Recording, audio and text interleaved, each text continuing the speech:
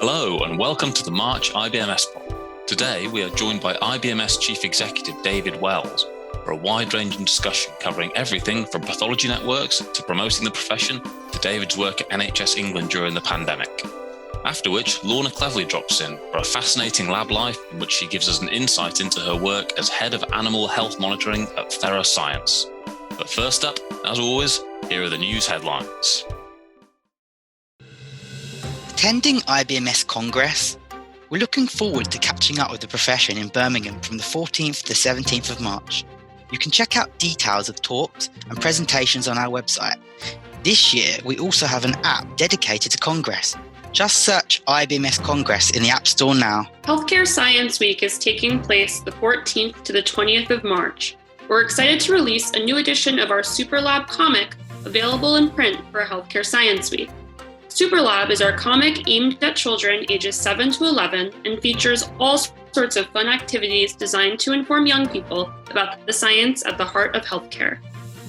Our journal, the British Journal of Biomedical Science, recently moved to gold open access with new publisher Frontiers, meaning anyone is now able to freely access the latest cutting-edge research in biomedical science. You can check out the most recent and popular papers via their website now. Biomedical Science Day is taking place on the 9th of June this year. If you are planning to organize events for the day, consider applying for the Biomedical Science Day Activity Fund. The fund will provide grants of up to £500 for IBMS members to develop their activities and events. See our website to apply to the fund and for more information on all of our stories. So welcome to another episode of IBMS Pod, and today we're joined by David Wells, the Chief Executive of the IBMS. After a career in biomedical science, David Wells has gone on to hold senior roles with NHS England. He helped lead the laboratory response to COVID-19 and is now recognised as one of the most prominent individuals across the profession. David, welcome to IBMS Pod. Thank you, Jordan. Thank you for having me. Thanks for joining us. So could we begin with a little bit about your career journey into biomedical science? Could you tell us a little bit about your journey from your time in practice as a biomedical scientist to leadership and management, and perhaps explain what ignited your passion for biomedical science in the first place? Thanks, Jordan. Okay, well, so I suppose we start where was my passion in the first place. I suppose I've always been interested in medicine. I've always wanted a career in medicine. And like so many other people, I started off with the ambition of studying medicine as a degree, but as things are, I didn't get the right grades to study medicine.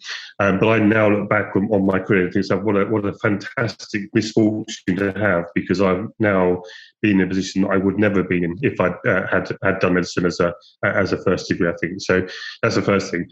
And I've always had an interest in science, and then the science behind medicine. So for me, working within the field of biomedical science has been a very, very natural fit, and one that has always kept me interested and kept me excited with the next great innovation. In terms of my career, I think I'm reasonably unique, actually, in terms of the depth and breadth of my experience, and that uniqueness is one of pure luck, actually, I suspect. But nonetheless, it really has still been stood in good stead. I started off at Addenbrooke's Hospital in Cambridge. I remember now I was a medical laboratory assistant working on the haematinics bench, which was freshly moved up from haematology into biochemistry. And I spent there for a number of years as an MLA, and I enrolled myself onto a master's course. And the then laboratory manager, Colin Carr, who's a fantastic biomedical scientist himself, and went on to be my mentor. He said to me, "Why are you an MLA when you're doing a master's? Why not be a trainee?" And that started my journey into becoming a state registered biomedical scientist, ACPC registered biomedical scientist. And again, it was like a fortuitous moment, if you like.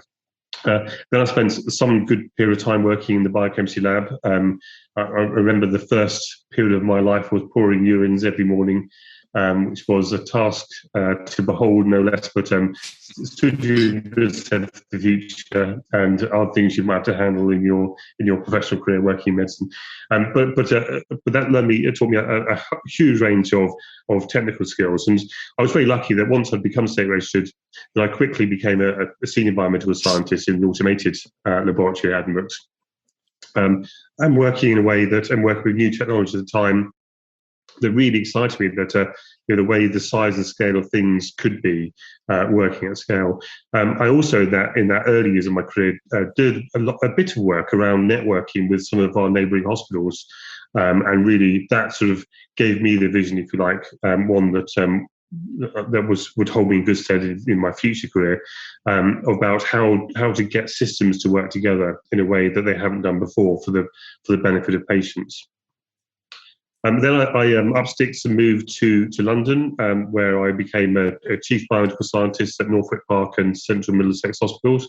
And I spent 4 years working there. And again, it's a very, very different environment working in a district general hospital compared to working in a large teaching hospital. But it really, again, taught me all the bare bones of what we need to do as a profession, all the importance around quality, the importance around making sure we've got a highly educated workforce. And gave me, again, more exposure to not only biochemistry and developing services and introducing new technology, but also really highlighting to me the impact that pathology can have on the diagnostic pathway, and the benefit we can show if we start working in ways greater than just the single parts of what we do. Once I'd served my time, as I call it, at Norfolk Park, which was, like I said, it was a very challenging organisation to work for because it was very strapped for cash. But I can tell you now, the services that we provided there, and I know they continue to provide there now, were second to none. Again, that taught me that actually, when you're providing pathology services, it isn't all about how much cash you've got or whatever. It's about the dedication you've got in your teams, the commitment to doing the right job, the commitment to making sure that they're delivering the right services to their patients, and delivering in a cash-strapped way. Really highlighted what was the vital parts of our services to make sure that we do the best for our patients. Then I got an opportunity to go and work at Great Ormond Street Hospital, initially as their biochemistry lab manager, but then as their lead lab manager.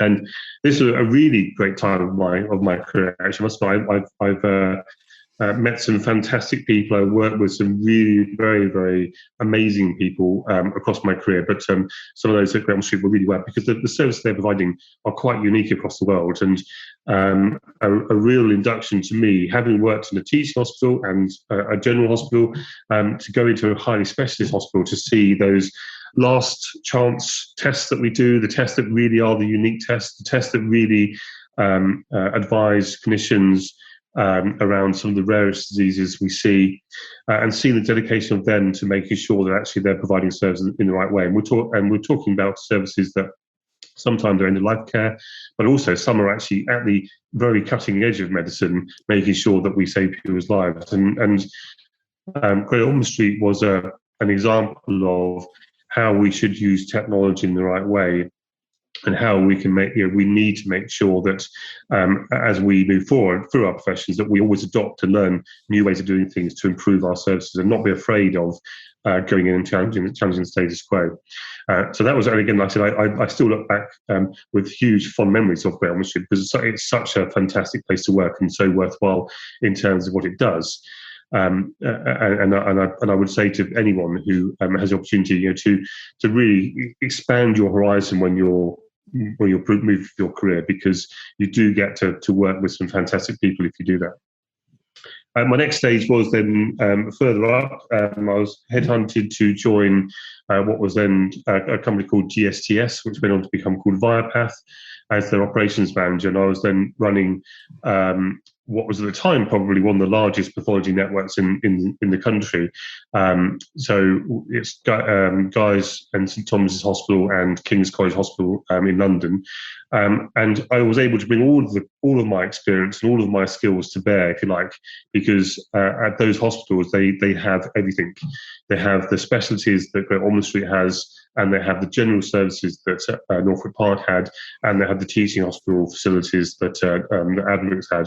And so for me, it was a very good fit. And again, a hugely enjoyable time working there. It was a private sector organisation working alongside the NHS, and that really gave me another opportunity to look through the way we run our profession for a different lens, if you like. How do you run services that are A, fit for purpose and of very high quality? And I mean this sincerely.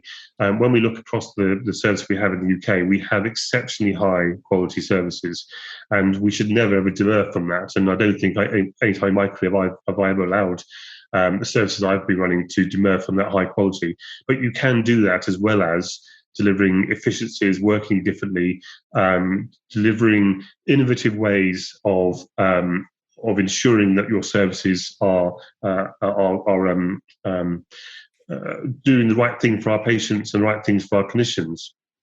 And I think, again, as I've moved further and further away from the bench, if you like, I've not forgotten the importance of what happens at the bench, making sure that actually when we're processing those patient samples, that we're acknowledging that there's a patient at the end of every single one of those samples. And when you're in charge of a very large service that may be covering 8 million people, that you're still have got your mind's eye to the fact that actually at the end of the day, there is somebody there who's awaiting those diagnostic results and need to get them in the right time, of the right quality, in the right way, whilst also delivering all the other demands that we have placed upon us around training, education, accreditation and quality. And also very, very prevalent in our world today, also efficiencies and making sure we can do that. So that was really my last job properly within a hospital setting before I moved into NHS England and NHS Improvement. So in terms of my career as a biomedical scientist, I'm still registered as a biomedical scientist. I still call myself a biomedical scientist. I really have gone right from working on the bench as an MLA all the way through to all the different career levels possible until leading services before I left and moved into an environment which is very different. It's very political, more policy and far more strategic. What was it then that made you want to make that transition in your career? And what's it been like? Because obviously it's, as you've said, it's two very different environments to work in. So it is. How have you found that transition? Yeah. Well, I found the transition quite relatively easy, I suppose, but only because I've always involved myself in a wider picture whenever I've been doing my day job, if you like. I've always made sure that I've maintained an understanding and a visibility of what's happening within the NHS and making sure that I've exposed myself to leadership programs and got involved in change programs that are bigger than just the local laboratory change programs. So it wasn't a massive change, but what I will say is, as a scientist, the wrench away from the laboratory is one that you have to purposely do. To hang up your white coat for the last time, if you like, is a difficult thing to do. And I suppose I've probably always been a better manager than a scientist, is the frank answer as to why I've done better there. But it's still a wrench, being a scientist and saying, well, actually, I've not put on a white coat for some years now. But that doesn't diminish me as a biomedical scientist. It just means that my skill sets were better used elsewhere. That's probably the way to look at it. Mm. And was it at this point then that you joined the NHS Pathology Transformation Scheme and you did some work with the 29 networks? Yeah, I did. So I was lucky enough to join very, very early on in that programme. And so again, an opportunity came up to work with NHS Improvement, as it was then. And as I said, I've always had an interest in that slightly bigger picture view. And I've also always had, going back to my comments right at the start of this, a view that actually working together, working in a bigger unit is probably the way that pathology services can do better in the UK. So for me, this was a very natural fit for me, an opportunity to go and deliver what was something which is actually a personally held views, and that was the the need to network pathology services across England. This policy is one that's been around for about 20 years. So I remember when I was working at Adbooks, that the first Carter report was produced, and it recommended then that actually working at scale was a better way to deliver pathology services. And throughout my career, I've only seen the evidence that suggests that is the right answer. So getting an opportunity to lead the programme to deliver that change for the country was a very, very pivotal point in my career in terms of actually ambition and realising a role that actually I really felt that I could get behind and I could do. And I suppose not to blow my own trumpet, but someone's got to. We saw more progress in the time that I was working at NHS Improvement and NHS England in the creation of pathology networks than we'd seen in the previous 20 years. So I joined a programme that was capable and had been given all the tools it needed to deliver that change. And also, we were at a point where the system was also starting to realise the benefits. And we saw there were a few networks already in place, but we were really able to move that forward. And having the ability and the freedom to act, if you like, to design, to pull together the advice, the guidance, the policy behind that was a real privilege. And I'm hoping, I'm hoping that the way in which we approached it was still as inclusive as possible. So we made sure we were involving all of the professional bodies in that change programme, and a wide-scale range of clinicians and pathologists and biomedical scientists and clinical scientists in that change. And I'm like to think, and I'm welcome to see in the sort of next probably 10 years how well it sticks. But that was the right approach to take. So people designed their own network as far as possible, or come up with an alternative plan to our plans. Before we delivered. And I think the neat segue is, if you like, that without the 29 networks at the outbreak of the pandemic, I think pathology services in England would have suffered or struggled to deliver what they did deliver. And I think for me that again was a very proud point in my career, that actually I delivered something which actually really genuinely went on to have a purpose. Okay. And then I think at this point, we come up to the COVID-19 pandemic and some of the work that you did for that. And on that note, I'll pass you on to Rob, who's going to cover this area. Yes. Hello, David. Hello. As the head of pathology at NHS England, you're in a pretty pivotal position in unprecedented times. How did you feel when COVID-19 arrived? So it was a pretty surreal moment, actually. I think if I'm being absolutely frank, I think we'd known that the pandemic was, well, at least the SARS-CoV-2 virus was or possibly going to return to a pandemic, and we'd started having regular meetings. I remember there's a minute in a meeting I held in December 2019 that said and made reference to COVID-19, saying that actually we were starting to make sure we engaged with the various different intel and programs to support that. And I think as that went over from December into January into February, slowly, but very slowly, you could feel the changes coming about people's expectations.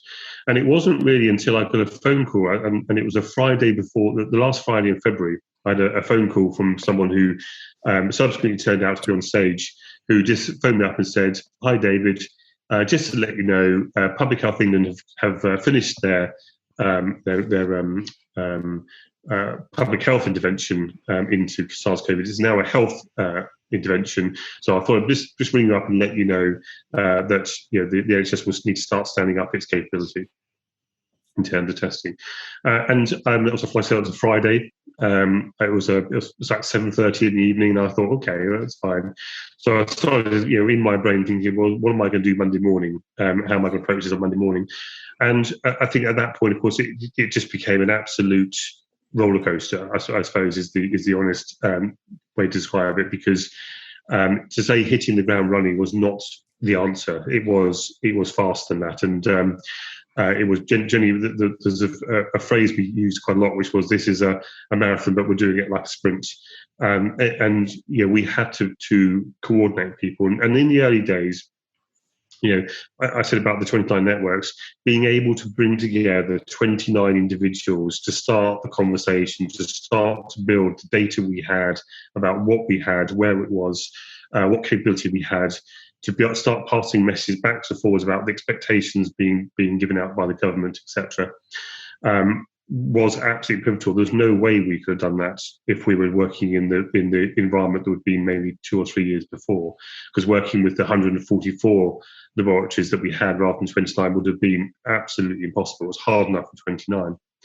And then, like I said, it became absolutely frenetic. I mean, never chaotic, actually, I'll say that. And at no point would I ever say that we were out of control, or even that I felt that perhaps we were not moving forward with a clear direction. We had a clear plan, which was to build our testing capability as fast as possible. And that created some really very, very interesting challenges. And again, those management decisions you make. I remember ringing up somebody called Jane Mills, who many of you will know now as my replacement. But her background in supply chain, I recognised was going to be an exceedingly important part of what we did. And again, if you want to signpost heroes of the pandemic, it's individuals such as Jane Mills, and so she's Joshi, who supported me right from day one, and others, Barry and Fera, to name just a few, were absolutely central in those early days in gathering together what we knew, what we didn't know, what we needed to do, and how we were going to approach it. And the team actually was quite small throughout the whole pandemic, from the central point of view, but it really became a part. And I look back, and it's almost one of those things. I suspect some people will get PTSD, and I wouldn't be surprised if many of us do when we recall those times. It was a 7-day a week, from first thing in the morning to late at night job.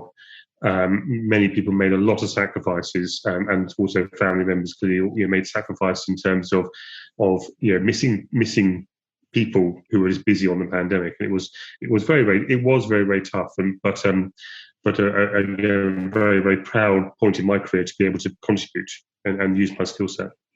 And you mentioned supply chains then. I mean, in the early stages of the pandemic, how difficult was it to get supplies into the country? Was that a challenge? Absolutely humongous challenge, I think. And again, we approached in the NHS, we quickly realised that actually we had people were placing orders for equipment and capability that were just being switched off or changed, or not there or available. And we very quickly realised that we need to keep a very broad supply chain coming to the country. We were also competing on a global scale. So we had the UK, we had just left the EU, and so therefore we were working very much on our own in terms of supply chain and managing the demands. We were trying to make purchases all over, placing purchases in other countries. We don't, and we didn't at the time, have a very large diagnostic capability within the UK in terms of manufacturing. But we were in a situation where we had airplanes ready to leave their home countries and having export licenses revoked, so those equipment could be repurposed elsewhere. We had suppliers that we thought were coming towards us where we thought they were in particular airports, and suddenly they weren't in those airports. A whole load of things as the whole world rushed to build a capability to undertake PCR testing for COVID. All of those added to the challenge. But I hats off to our profession, who were able to keep on, who were able to build and meet every single target that we gave them. Quickly going from, I think on the March the 3rd, we were able to do about 1,000, maybe 2,000 COVID tests for the whole country, and that included PHE, as was then. By the end of April, we were at beginning of April, we were up at about 10,000 tests per day. End of April, we were up at 25,000 tests per day. And then by October, we were able to sign off at 100,000 tests per day capability. And then that added to with other different testing. So, so although the challenge was really there at the start about getting the right equipment in the right places, and it felt like it felt like the Wild West. It felt very, very challenging to land that equipment. We were able to do that, and that was the resilience of teams validating your equipment, realizing that they couldn't use it, going on to different equipment, revalidating it. I couldn't underestimate the level of work going on behind the scenes so that every single test counted. And in the early days, and we have to look back, and it's easy to forget actually how we were really in a situation where every single test counted. And I remember, I believe that even down to the number of swabs in the country, and a consignment of 300 swabs went missing somewhere in logistics, and the military were out looking for them. That's the level of challenge that was in the system at the time. So a very interesting time. Mm-hmm. And how on earth do you go about increasing that testing capacity from a few hundred to hundreds of thousands? It seems like a logistical impossibility to me. Well, it is, but this is where the 29 pathology networks came in, because what we were able to do was get people to target their capability and target their time. So, asking people to produce a capability per network gave people the opportunity to say, okay, well, I can do this if you can do this. I'll do this for you, or I can send you some people. And that really exemplifies the team working and working at scale, because it meant that people can really concentrate, or teams could really concentrate on the job at hand. They weren't being distracted with other components of their role, but that perhaps they would have been otherwise. We also had at the time, of course, the finances to do such things. We were able to get people to buy stuff and just buy the stuff that they needed, and that also enabled us to move faster. So the usual rules around purchasing, etc., were largely suspended, not completely, but the sign-off values that people could sign money, contracts off at were raised, etc., and that meant that actually people were able to get the kit in, pay for the kit, purchase the reagents, and have confidence in what they're doing. So I think it is, if I was going to look back, it probably was three things. It was a determination and clear leadership about what we're trying to do, so a really clear vision. The second thing was dedication of our scientists across the country to make sure that they knew what they're doing and they're working in unison within their network to deliver that. And then the third thing was that we had the capability to expand it. And I think this is a real lesson for us, actually, and it's something I often say, but it really is true. The NHS really is very, very good at innovation, but it's very, very bad at innovation at scale. It really struggles to adopt right across the whole country new technologies. And I often give a couple examples. One example would be troponin T, troponin I, that are markers of heart attacks. When I was first starting off the lab, troponin T wasn't available anywhere. It took about 10 to 14 years before we were in a situation where every single hospital in the country had access to troponin tests. And that's a really very, very long time for a test that is life-saving. Very, very long indeed. If you then move forward to more recently, there are other examples of tests that still have taken 5-6 years before they're widely adopted, even though the evidence for their use is there. During the pandemic, we were able to introduce antibody testing into the NHS for COVID, so COVID antibody testing in 2 weeks. And actually, in practice, it was much less than 2 weeks. It actually was about 3 or 4 days. And that was down, like I said, a really clear vision about what we were trying to do, a really clear direction of travel and support with teams to focus their attention on that, and then the financial wherewithal to do that. So it really shows that you can move mountains. It's one of the natural strengths of the NHS is that when it needs to move fast, it can undoubtedly move fast. And do you think it might fundamentally change the way that the NHS works going forward? Because obviously there are massive, massive challenges from the pandemic, but it sounds like in some respects it's actually been quite liberating. I think it has. I think I would say we're finally on the map. So diagnostics is now finally in a situation where people really understand the benefit they bring. During the COVID, we were using testing not only to diagnose individuals, but also to coordinate care.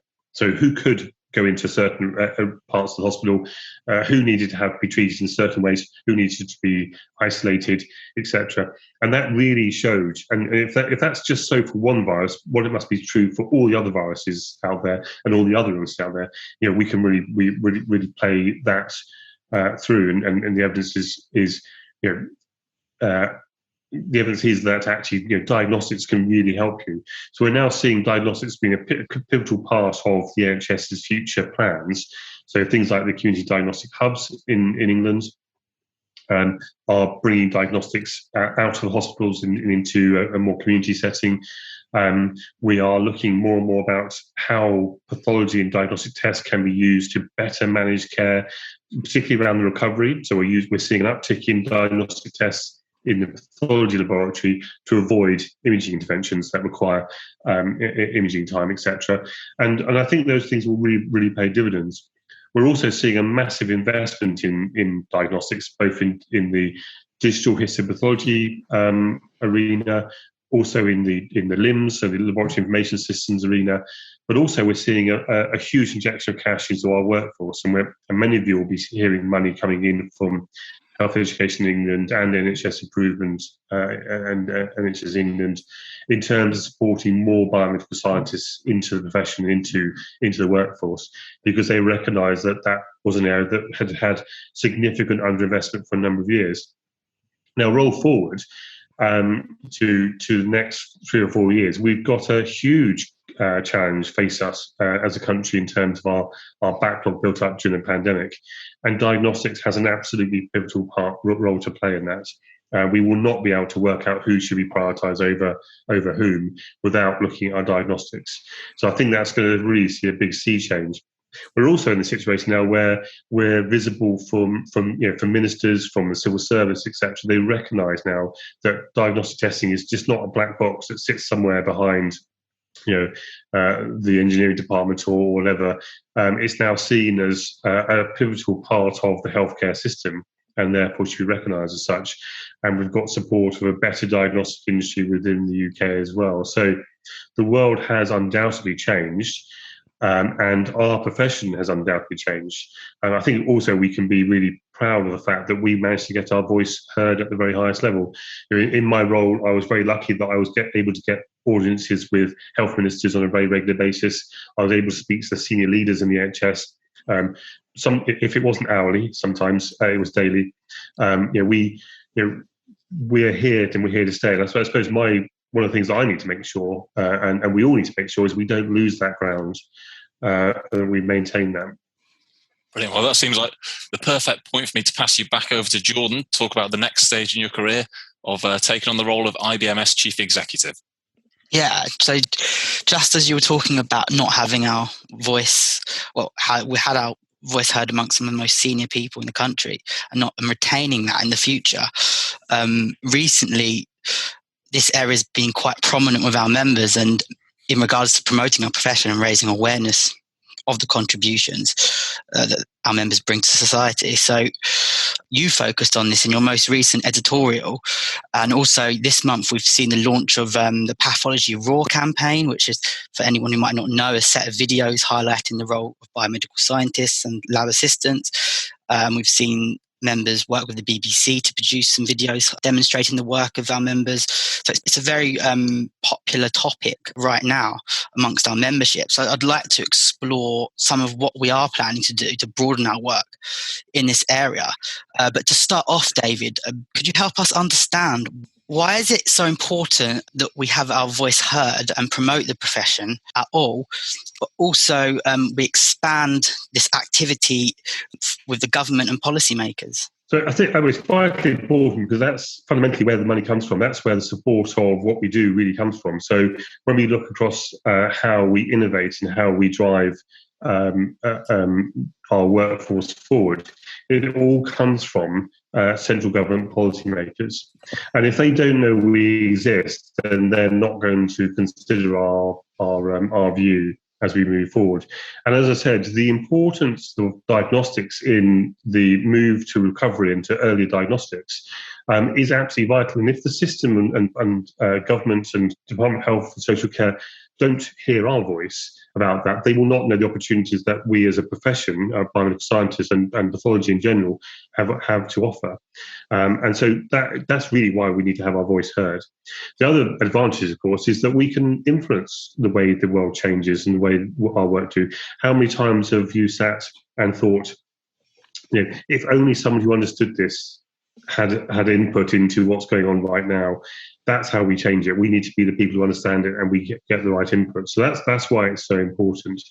I go back to before I joined NHS England Improvement. The amount of investment going into pathology was tiny, absolutely tiny. But during my time there and post my time there, we've seen the sort of investment that we probably haven't seen for decades. And it's because our voice is being heard is really where we are. That's why it's so important. And on that note, before we kind of go on to some of the future plans outlined in the most recent IBMS strategy for this, I'd just like to establish where we are in regards to the progress we've made so far, because I know during the pandemic we've actually made quite a lot of progress in becoming more visible to the public. So what's your take on that? So I'm hoping what people are seeing is we're commenting more on areas that our members might be interested in. We're trying to make sure that we have a regular voice coming out on things that are happening, particularly as the pandemic progresses into a more endemic situation, but also in terms of other bits and pieces. We have included in our strategy, as far as 2022 strategy, which has been published, we included the development of a policy unit to help us continue to grow that and making sure we are getting our foot in the doors of policymakers and government to make sure that we can be heard. And also we've got things such as the IBMS Congress coming up in a couple of weeks from the date of this recording, that we've got people like Lord Bethel attending, we've got Jonathan Van Tam attending. We've got to make sure that we're speaking with people or hearing people and networking with people who have got an opportunity to really, for us, who can influence them in what they're doing. So I think those are the sort of things we are doing. There's a lot more stuff going on in terms of building the IBMS capability behind this and making sure we're plugged into a whole range of things that are going on. So making more use of our seat at the National Pathology Board, working in concert with the Royal College of Pathologists and the Association of Clinical Biochemists and others, making sure that we're involved, regularly meeting with Health Education England, but not only in England, also all the equivalents of those bodies in Scotland and Wales. And a lot of my job, actually, since I started, has been in meetings with them. Some of them are just regular meetings to catch up, have a quick chat about what's going on, hear their news, share our news, if you like. But those sort of conversations really work wonders in terms of progressing things, and also making sure that our council hear all the news that's going on, understand the implications, and our council then help support the body of work that we do in the Institute to make sure it makes sense to our members and makes sense to the wider biomedical science arena. So that's the sort of thing we're doing. I think that you're going to see an awful lot more happening over the next year to 2 to 3 years as we push forward our strategy. And if I was to quickly pick out one bit that I think people will find most interesting, one of the parts of our strategy is really starting to build a body of peer-reviewed evidence around the value that biomedical scientists bring to society. And that sort of thing will really help us articulate our place in the world in a way that we've not been able to in the past. Mm. Yeah.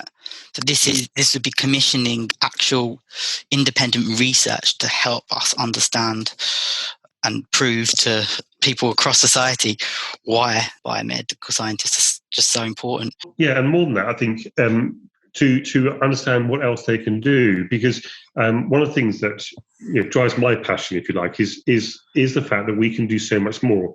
When I talk about working at scale in, say, networks, why not working at scale in individuals, making sure that each of our individual biomedical scientists and support grade and clinical scientists and medics are all doing absolutely the top of their capabilities in all they do all the time. That way, we will have a service that is absolutely world class, and I mean that in those uncertain terms. Yeah. But also, every single job that people do would feel worthwhile and feel valued in what they're doing. So I think that's a really pivotal part of what we want to do. And Sarah May, my deputy, often says this, the depth and range of work that biomedical scientists can do is second to none in any other healthcare profession. We can work in any area of medicine needed. So my background is in biochemistry, and I say, biochemistry is used from before conception to post-mortem. There are every single element of pathology that are in the same sort of range of diseases they cover, capabilities they cover. And, I would love to see in a situation more biomedical scientists leading clinics, patient-facing clinics, more scientists working in reporting roles, more scientists in advanced technology deployment and adoption roles, and more people working in the right places and making best use of their skill sets. And one of the things I will say, having worked in the centre in the NHS E&I, during the pandemic, at the height of the pandemic, the number of people who had an experience and understanding of pathology speaking to ministers was just 2 people, me and Professor Joe Martin, and in terms of what we were doing. Now, that needs not to be the case. We were able to articulate what we needed and are able to provide the advice we needed. But wouldn't it have been easier if there was 30 or 40 people who could be working that? And by the end of the pandemic, that's what we had. But at the start, we didn't. And I think that's the other thing, is we need more people who are working in different roles entirely, who have got biomedical science backgrounds to help understand how they all plug together. Absolutely. And this diversity is really going to be on display in, just over a week's time at IBMS Congress. And would like to just discuss a little bit more about what's going to be coming up at Congress. I'm going to hand you over to Rob, who's going to ask you about that. Yes, David, by the time this podcast lands, we'll be exactly 1 week away from the first day of Congress. Can you tell us a bit about your history with the event? So, I think as a council member before my current role, I think I've been to every IBS meeting since about, I think my first one was probably the end of 1990s, I think. And every time I go, I'm always impressed in the size and scale of the education program, and also the size and scale of the trade show. Rightfully, we can be very proud, and I have to doff my cap to Sarah May and Mary Helen from the office in the IBMS Towers, and everyone else who contributes to the creation of what is a huge event. It's certainly the largest in the UK. I think it must be one of the largest in Europe in terms of diagnostics, and like I said, the scale of lecture programs is utterly impressive. So I'm always wowed by it. Now I'm sitting on the other side. I'm still just as mystified at how it all pulls together, but still excited about what's going to happen. And there are some pretty big hitters on the program this year. I mean, what do you think people should expect, and how will Congress feel different from previous Congresses? Well, I'm hoping that Congress this year will be one of twofolds.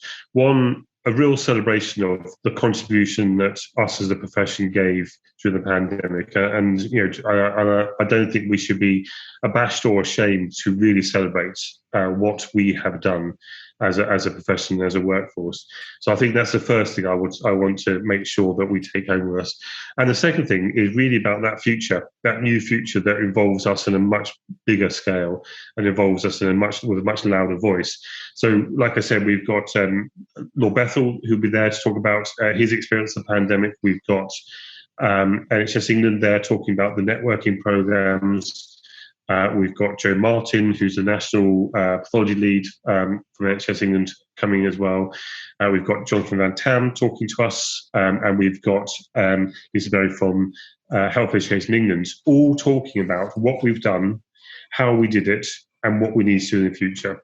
And what a brilliant way to relaunch. Obviously, Congress was delayed from last year, to relaunch our regular series, if you like, of face-to-face meetings. And so I think that's going to be. There's such a massive array going on at Congress of different streams, different talks.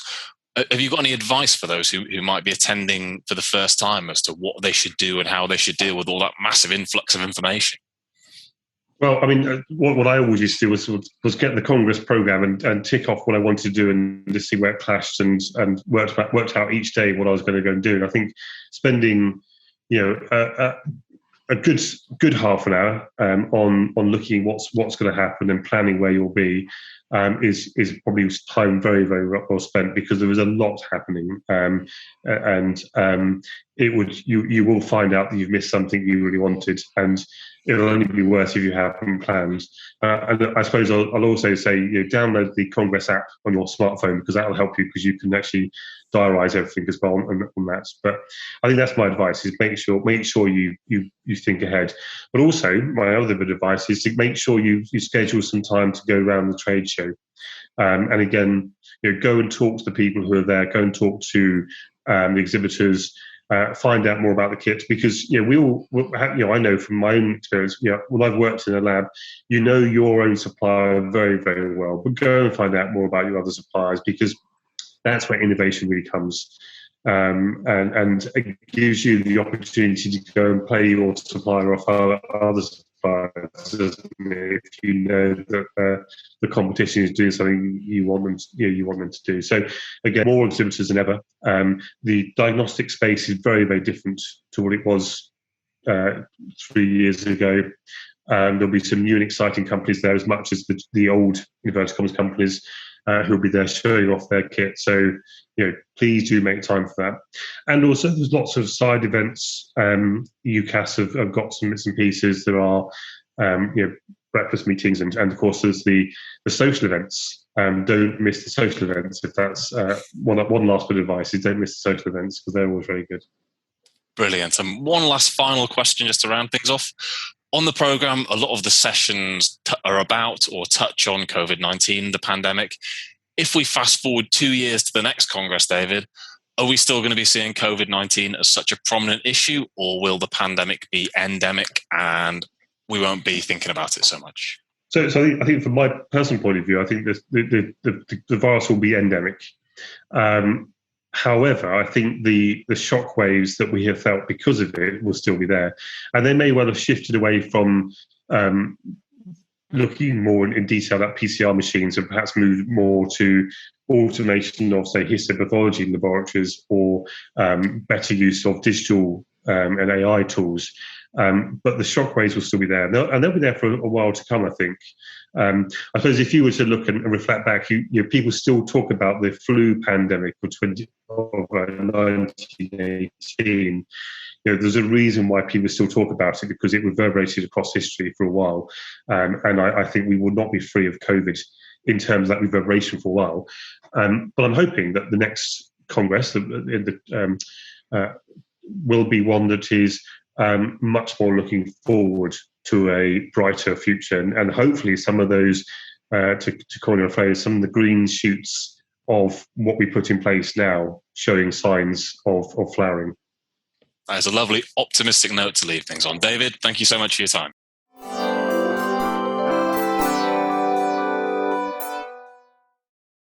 Hello and welcome to LabLife. I'm Dr. Martin Khechara, and I'm your host for this part of the IBMS pod. As usual, we've got a really interesting and amazing scientist to interview on the podcast. But unlike many of the people that we've interviewed before, this scientist doesn't deal with human samples. She's more familiar with samples from animals. Why don't you tell us who you are and what you do? I'm Lorna Cleverly, and I'm the head of animal health monitoring for Fera Science. I'm the head of a laboratory that monitors laboratory animals, mainly mice, rats, and fish. Although we call it a health monitoring laboratory, really, it's essentially a microbiology laboratory, and we do a lot of molecular diagnostics. Why do we need companies like Fera Science? Really, what we need to do is monitor animals used for research for three main reasons. Firstly, we need to know that they are physically well, so there aren't any organisms that are going to cause them any clinical illness. We also need to know that the organisms they carry aren't going to affect the research outcomes. And importantly, we need to confirm that they're not carrying any zoonotic organisms that could pass to the animal carers. I know that you've had a really interesting pathway to get to the career that you're actually in now. So can you tell us a bit about how you got to where you've got to today? I started off as an MLSO. So I trained as an MLSO. I did an HNC in medical laboratory science. And I have to say, that's the best course I ever did. I worked at Nobles Hospital as a trainee and then qualified in 1990. I went on and I did the fellowship primary and then the master's degree and worked as a biomedical scientist. Then went to York District Hospital and North Cumbria Acute NHS Trust as a microbiologist in the medical microbiology laboratory. And when I moved from Cumbria to Hull, I didn't want to do on-call and weekend working. So I looked for other jobs in microbiology and I got a job with a laboratory animal breeder. I was a little bit, do I want to do that? But I went and had a look and I started work for them and I really enjoyed it. And I very quickly got promoted because I was able to make some changes in their laboratories, bring that medical model into the animal laboratory. I did that for 7 years. I then set up a consultancy company. And after the first year, I was asked to go and work for Fera Science and set a laboratory up for them. The equipment they had was incredible and it was really a no-brainer. So I knew that was a good move for me. So I moved to Fera and set up the service. And we now have a very successful health monitoring service with Fera Science. How far do the similarities between the sort of laboratory and the techniques that you work in go towards the sort of laboratories that some of the people who might be listening to this, how similar are they? Do you know what? It's exactly the same methods. Where we might be a little bit different is that we've moved now towards more molecular diagnosis. So most of what we do, I would say probably about 80% of what we do is molecular-based screening. But in terms of the organisms, all the sorts of organisms that humans carry, mice also carry. And it's that similarity with humans that makes them an ideal model for research. We've talked about animals and how you support the health and the quality of animals for science. Obviously, it's quite a contentious issue, the whole idea of animals being used for experimentation. Why do we still need to use animals for science? It is a very emotive subject, and unfortunately, we still need to use animals for science. Nobody really wants to use animals for science, but there's some areas of science where we can't replace them. There are scientific groups, there are organisations that their whole focus is to look at alternatives to the use of animals in research. So using things like computer modelling, tissue culture, using organisms like nematodes to replace mice, but we still need to use them, unfortunately, for various areas of research. If you're interested in this area, I would recommend looking at the website Understanding Animal Research, and there's lots and lots of information on there. Most of the advances that you see, so the COVID vaccine, any cancer drugs, cancer research, still need to involve animal research. So there is this 3 R's movement in animal research, where we try and actually use less animals or use different things. How does that influence the sort of work that you do? So, the 3 R's are replacement, refinement, and reduction. So if you can replace an animal in an experiment, that's what you should do. You should find an alternative if there's one available. You should refine your experiment so that you use the least number of animals possible. And so you're not repeating experiments because your experiment wasn't properly thought out in the first place, so you're having to repeat it and use yet more animals. So you've got to refine your experiment. And you also reduce, so you use the minimal number of animals that you possibly can in that experiment. And this is the focus of everybody's research. For us, what we did was we moved from a traditional based screening strategy, which would involve actually putting the mice to sleep, doing a post-mortem, taking samples, to doing live monitoring. So we take an oral swab, we take some fecal samples, and we take a pelt swab. And so they're non-invasive. An oral swab isn't an unpleasant swab to take. I'm sure everybody's had an oral swab taken when they go to the doctors. So we take those 3 samples and we're able to monitor something like 70 different agents from those samples. And that means you can use less mice because you're not replacing them every time to take your samples. So you're using less mice. It's non-invasive and it sits well with the 3 R's. So that's the way we've been doing that. But we've also adopted methods for monitoring the environment instead of the animals directly. So you need less animals then. You can monitor filters in their housing. So their housing is IVCs, which are individually ventilated cage systems, and a filter is placed in the exhaust, and you can monitor agents from the filter paper. So there are lots of things we've done in animal health to move away from culling animals, from using animals. So to reduce those numbers of animals, these methods have been adopted over the last 10 years. And this is why most of what we do now is molecular-based screening. So many biomedical scientists, particularly those that are more senior in their career, they get a chance to sort of influence practice within their discipline, if you like. So yeah. How are you influencing the sort of the world in which you work?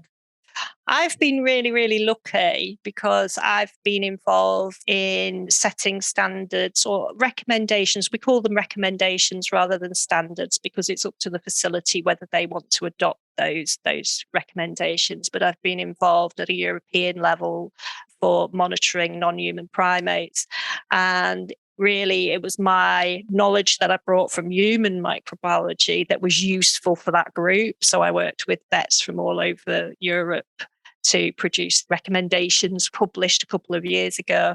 And I'm really lucky that I'm on another group now, another working group, European working group, where we're looking at best practice in monitoring individually ventilated cage rack systems. So looking specifically at mice and how we're going to get the best result from monitoring those mice in that particular housing type. If anybody out there is like me, right, they'll be thinking exactly the same thing. What I want to know is, do you ever get bitten? What's the hardest animal to work with? I have actually been bitten by a mouse and they don't let go. They just hold onto your finger. And what you want to do is go, but you can't do that because you've got a little mouse attached to your finger and you have to just wait for them to let go of your finger. That's only happened to me once, but I don't do a lot of animal handling. But, a lot of the people that work with mice, they know how to handle them, how to work with them without stressing them, because you don't want a stressed animal. That will affect your results at the end of the day.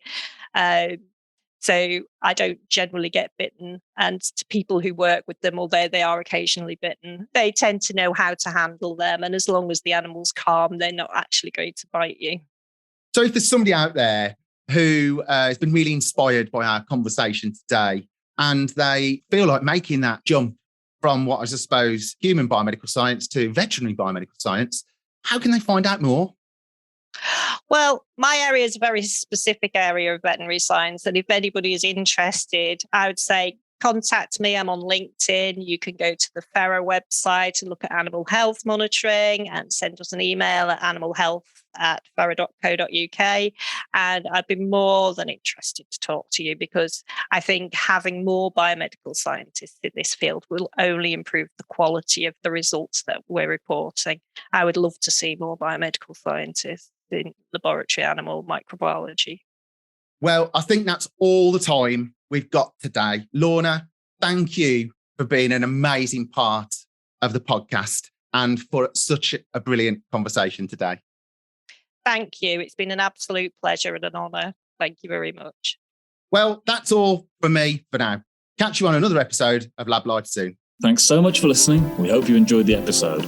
These podcasts are released monthly at the same time the magazine comes out, so whenever a new issue lands on your doormat, head back online to listen to a new episode. And don't forget that these podcasts can be used for your CPD. Take care and bye.